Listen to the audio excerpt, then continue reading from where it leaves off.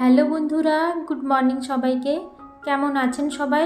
আশা করব যে যেখান থেকে আজকের আমার এই ব্লগটা দেখছেন সবাই ভালো আছেন, সুস্থ আছেন এবং স্বাভাবিক আছেন। আমি এবং আমার পরিবারও ঠাকুরের আশীর্বাদে সবাই বেশ ভালো আছি। আজকে একেবারে সকাল থেকেই আপনাদেরকে সাথে নিয়ে আমার ব্লগটা শুরু করছি। সকালবেলা প্রত্যেক দিন ঘুম থেকে উঠে আগে ঠাকুর প্রণাম সেরে নিই। এতে দেখেছি মনের মধ্যে একটা আলাদা জোর ও শক্তি পাওয়া যায়। মনে হয় যেন যে আমার সাথে সাথে কেউ নিশ্চয়ই আছে যে আমাকে সমস্ত সমস্যার থেকে সমাধানের পথ খুঁজে পেতে সাহায্য করবে। এটা আমার বিশ্বাস হয়। এবার সকালবেলা ঘুম থেকে ওঠার পরে একটু জল খেয়ে নিয়েছি, তারপরে সমস্ত ঘরে দরজা জানলাগুলো খুলে দেব। প্রত্যেক দিন সকালে উঠে যদি খালি পেটে জল খাওয়া যায় এটা কিন্তু শরীরের পক্ষে খুবই ভালো, কিন্তু প্রত্যেক দিন আর মনেও থাকে না, খাওয়াও হয় না। যেদিন সকালবেলা উঠে মনে হয় যে জলটা খাওয়া দরকার, গরমের সময় কিন্তু প্রত্যেক দিন খাওয়া হয়েছিল, আবার শীতকালে তো জলটার কথা শুনলেই যেন মনে হয় যে 10 হাত দূরে থাকি। তো যাই হোক, এবার রান্নাঘরে এসে রান্নাঘরের দরজা জানলাটা খুলে দিয়ে রান্নাঘরটা একটু পরিষ্কার করে নিচ্ছি। গতকালকে রাত্রের ঝড় বৃষ্টি হওয়ার জন্য কারেন্ট ছিল না, তো আমি রুটি করার পরে রান্নাঘরটাকে ঠিক করে পরিষ্কার করে যেতে পারিনি। ওই জন্য সকালবেলা রান্নার আগে রান্নাঘরটাকে ভালো করে মুছে গ্যাস ওভেনটাও ঠিকঠাক করে মুছে রেখে দিয়েছি। আর এদিকে তো যেহেতু আজকে সোমবার, তো সেই জন্য মসুরের ডাল বানাবো, টক ডাল, তো সেই জন্য ডালটাকে একটু ভিজিয়ে রেখে দিয়ে গেলাম। আর এদিকে ঘরে এসে দেখি যে বিছানাটা পড়ে আছে, বাসি বিছানাটা একটু তুলে দেব। হাজব্যান্ড সকালবেলা বেরিয়ে গেছে, ছেলেকেও ঘুম থেকে তুলে ওকে দোলনায় ঘুম পাড়িয়ে দিয়েছি। ও সকালবেলাটা দোলনায় ঘুমোতে বেশি পছন্দ করে, তো সেই জন্য ভাবলাম যে ঘরটা যখন ফাঁকাই আছে তখন বিছানাটা এই সুযোগে একটু গুছিয়ে নিই। বিছানাটা গুছিয়ে রাখলে দেখেছি ঘরটা অনেকটাই পরিষ্কার পরিচ্ছন্ন লাগে। যেহেতু ঘরটা মানে তেমন বড় নয়, ছোট রুম, তার মধ্যে যদি বিছানাটা তো ঘরের অর্ধেকটা জায়গা জুড়ে আছে, তো সেটাই যদি অগোছালো পড়ে থাকে তাহলে তো পুরো ঘরটাই মনে হবে যেন অগোছালো। সেই জন্য বিছানাটাকে একটু গুছিয়ে নিয়ে একটু ঝেড়ে নিচ্ছি।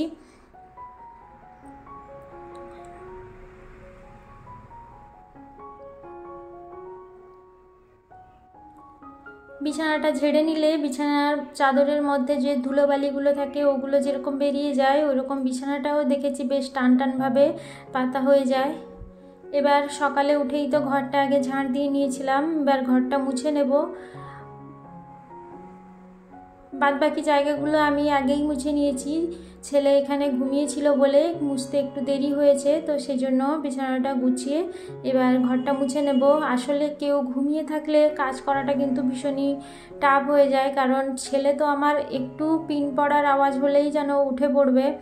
সেই জন্য ও ঘুমিয়ে থাকলে ঘরে কিছুই করতে পারি না। ও ঘুম থেকে ওঠার পরেই সমস্ত কাজকর্মগুলো করি, কারণ ও যদি একবার ঘুম থেকে উঠে পড়ে তাহলে তো আমার সমস্ত কাজকর্ম পুরো একদম 12টা বাজিয়ে দেবে। ওই জন্য একটু ওয়েট করেছিলাম, ও উঠে পড়েছে। এবার একটু ঘরটাকে ভালো মতো পরিষ্কার করে নেব, নাহলে ও ঘুমিয়ে থাকলে ঠিক মতো পরিষ্কারই করতে পারি না। যেদিন হয়তো ও একটু বেলা করে ঘুমিয়েছে, আমাকে স্নান টান করে পুজো করতে যেতে হবে, তার আগে ঘরটা যদি মুছেছি তাহলে খুব সাবধানে নিজের মনের মতো করে তো মুছতেই পারি না, একটু একটু উপর উপর ওইভাবেই মুছে পরিষ্কার করে নিয়ে চলে যাই।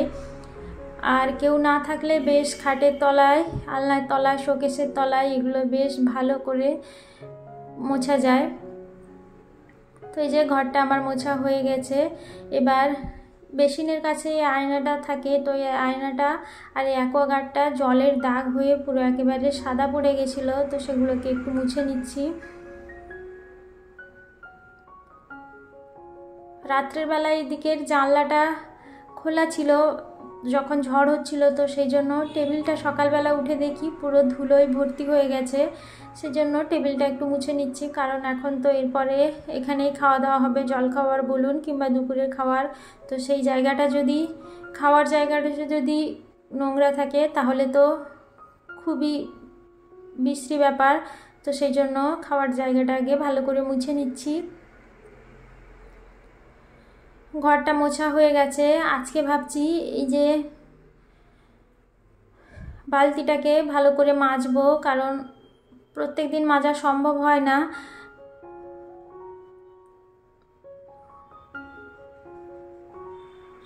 সেই জন্য আজকে যেহেতু একটু টাইম আছে, ভাবলাম আজকে এই বালতিগুলো আর এই মোছার বালতিটাকেও ভালো করে পরিষ্কার করে মুছে নিই। সেই জন্য মপটাকে আগে ভালো করে ধুয়ে রেখে দিচ্ছি, একটু সার্ফের জল করে ভালো করে এইভাবে জলটাকে নিংড়ে নিয়ে রেখে দেব। তারপরে বালতিটাকে ভালো করে মেজে নেব।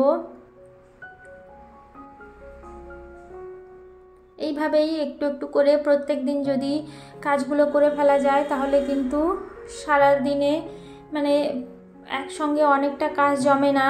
আর কাজ কিন্তু জমিয়ে রাখা একেবারেই উচিত নয়। যত কাজ জমে থাকবে তত জমতে জমতে পাহাড় প্রমাণ হয়ে যাবে, তখন কিন্তু করতে ভীষণই অসুবিধে হবে। সেই জন্য প্রত্যেক দিন যদি একটু একটু করে রাখা যায় তাহলে কিন্তু কোনো অসুবিধাই হয় না। আর এই যে বালতি আর মগগুলো স্নান করার সময় মানে প্রত্যেক দিন ভালো করে পরিষ্কার তো করতে পারি না, একটু হাত বুলিয়ে ধুয়ে রেখে দিই।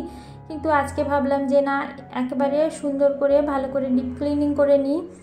কারণ ছেলে যেহেতু তেল মেখে স্নান করে, ওকে তো আর প্রত্যেক দিন সাবান মাখিয়ে স্নান করাই না। তো ও এলে বালতি আর মগগুলো ভীষণই তেল চিটচিটে হয়ে যায়। তো সেই জন্য এগুলোকেও ভালো করে পরিষ্কার করে নিচ্ছি। এভাবেই একজন সাধারণ গৃহবধূর সকাল থেকে রাত পর্যন্ত কাজকর্মগুলো চলতে থাকে। এই কাজকর্মগুলো সবার কাছে মনে হয় যেন এগুলোকে কাজের মধ্যেই কেউ ধরে না। সবাই ভাবে এগুলো কি একটা কাজ হলো নাকি, এগুলো কোনো ব্যাপারই না, প্রত্যেকেই করতে পারবে। কিন্তু এই যে খুঁটিনাটি কাজগুলো বাড়ির প্রত্যেকটা, সেগুলো করা এবং প্রত্যেক দিন সেই একই কাজগুলো করতে করতে নিজের একঘেয়েমিটাকে কাটিয়ে উঠে সেই কাজগুলো করা, এটা কিন্তু খুব একটা সহজসাধ্য ব্যাপার নয়। যাই হোক, স্নান করে চলে এসেছি। এবার মুখে একটু সানস্ক্রিন লাগিয়ে নেব, কারণ এরপরেই তো শুরু হবে আসল যুদ্ধ। ছাদে যাব, প্রচণ্ড রোদ। এবার জামা কাপড়গুলো শুকোতে দেব, ঠাকুর পুজো আছে, তারপরে তো রান্নাঘরে যুদ্ধে লেগে পড়তে হবে। তো সেটা একটা বিশাল চাপের কাজ। চুলটা একটু আঁচড়ে নিচ্ছি, কারণ চুলটা ভালো করে না বেঁধে নিলে চোখে মুখে এসে পড়লে ভীষণই বিরক্ত লাগে কাজের সময়। আর যেটা প্রত্যেক দিনের কাজকর্ম থাকে, তো সেটাকে শেষ করে এবার আসল কাজে লেগে পড়তে হবে। তো ছাদে এসে দেখি প্রচণ্ড হাওয়া বইছে, যে জামা কাপড়গুলো ঠিক মতো শুকোনোই যাচ্ছে না। তো এতটা পরিমাণে হাওয়া দিচ্ছে যে মনে হচ্ছে আজকে রাত্রে হয়তো বৃষ্টি হলেও হতে পারে। কয়েকদিন হলো শুধু রাত্রেবেলা করে একটু ঝোড়ো হাওয়া বইছে, ব্যাস, বৃষ্টির কোনো ছিটে ফোঁটাও নেই। তারপরে যেই হাওয়াটা বন্ধ হয়ে যাচ্ছে আবার সেই গরম শুরু হয়ে যাচ্ছে। তো আজকের আকাশটা দেখে মনে হচ্ছে সেই দীর্ঘ প্রতীক্ষার অবসান হয়তো হতে চলেছে। জামা কাপড়গুলো শুকোতে দিয়ে দিয়েছি, আর প্রকৃতিটা দেখে খুব ভালো লাগছিল। আসলে এতদিন পর এই যে হাওয়াটা গায়ে লাগতে কিন্তু বেশ ভালো লাগছে। কিন্তু ঘরের ভিতরটা বেশ গরম আছে। আর এদিকে রান্নাবান্না শুরু করে দিয়েছি। বন্ধুরা, আমার ব্লগটা যদি আপনাদের ভালো লেগে গিয়ে থাকে তাহলে আমার চ্যানেলটিকে সাবস্ক্রাইব করে আমার পাশে থেকে যাবেন। আজকের মতো তাহলে আমার ব্লগটা আমি এখানেই শেষ করছি। দেখা হবে আপনাদের সঙ্গে আবারও একটা নতুন ব্লগ নিয়ে। ততক্ষণে সবাই ভালো থাকবেন, সুস্থ থাকবেন, সাবধানে থাকবেন।